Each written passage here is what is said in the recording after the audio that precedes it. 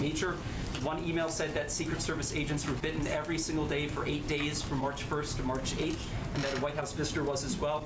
At a March 9th briefing, you only described one biting incident to us and described the dogs as being whisked back to Delaware on a pre-planned trip to visit family friends.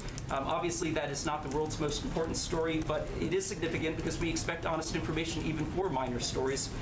So can you explain to us why there was some kind of misleading account presented to us? And if we can't get honest information about minor stories, why should we have faith in the administration's account for larger issues like Afghanistan? I know you do keep the dog in the news in the briefing room, so thank you for that. As we've stated previously, Major has had some challenges adjusting to life in the White House. He has been receiving additional training, as well as spending some time in Delaware, where the environment is more familiar to him and he is more comfortable. I don't have any additional specifics, but I think that speaks to where Major is located, to be fully transparent and your ongoing interest in the dog. Go ahead. The third to last paragraph of the United States' founding document, the Declaration of Independence, says this: "In every stage of these oppressions, we have petitioned for redress in the most humble terms. Our repeated petitions have been answered only by repeated injury. A prince whose character is thus marked by every act which may define a tyrant is unfit to be the ruler of a free people." I think that this statement clearly applies to our current government. And by our current government, I don't mean the current puppet-in-chief's administration. I mean the whole system. There's clearly a long history of abuses, not just from this administration or the last administration or the administration before that, or the administration before that, or the one before that, or the one before that. I mean, all the way back, there is a long history of abuses. But this response from Jen Psaki, something about it is just really special. I mean, it really shows how unfit at least this current administration is. Like, this current administration, I mean, of course all of the previous administrations were bad. By no means am I somebody who buys into the false left-right paradigm. But this response, this response should have been covered by all the news outlets. Like, if we had a real free press in this country, this response would have been headline news. Because she actually is answering his question. His question is, how can we trust what this current administration says about Afghanistan if this administration has lied about something as simple as Biden's dog biting people? And her response might as well have been, you can't trust this administration at all. Because, I mean, that's how dishonest and evil and just psychopathic her response was. Like, just imagine somebody did that shit to you. Just imagine somebody's like telling you some bullshit about something that's really important, and you tell them, well, gee, how can I trust what you're saying now if you lied about your mother being sick that one time?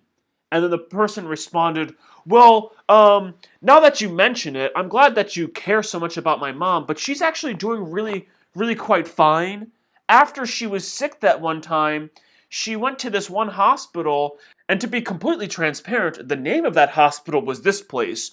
And, I'm just glad that, you're keeping the memory of my mom alive. It's like, wait, what? Like, do you not understand what I just asked you? Like, I just asked you a question about your honesty, and you just responded in a way that couldn't have demonstrated any better just how dishonest of a person or people you bunch are. I mean, it's insanity. Now, of course, the same thing applies to many different levels of this system. I mean, for instance, the EPA, the Environmental Protection Agency, what they said about the air being clean on 9/11. They said the air at Ground Zero was clean. Turns out they lied about that. So how can we trust any aspect of this system? I mean, the federal government, the state government, the courts, any aspect of the system, the CIA, the FBI, when they have a long history of abuses, when they have a long history of corruption, of lying. And of course, the answer to that question is we can't, or at least we shouldn't. It would be insane to. Not just this administration, again, this whole system. Previous administrations have done previous abuses, and people, I'm sure at that time, they probably thought, oh no, it's fine, we'll get this administration out and it'll all be better. It doesn't get better, it gets worse. They will continue their abuses will continue to get worse. When we appeal, when we complain, when we try to voice our protest to these abuses, we get called insane. We get marginalized. It's very simple. The only solution is to vote no confidence in the entire system and to create a new system. Or create a new system and present it to people and hope that they will change over to that system. But we need to have a big conversation on this. There needs to be a convention of the states, some kind of like constitutional convention, where we really try to spend time creating a new constitution that really secures our liberties and that better reflects the ideas that were presented in the Declaration of Independence. It's very simple.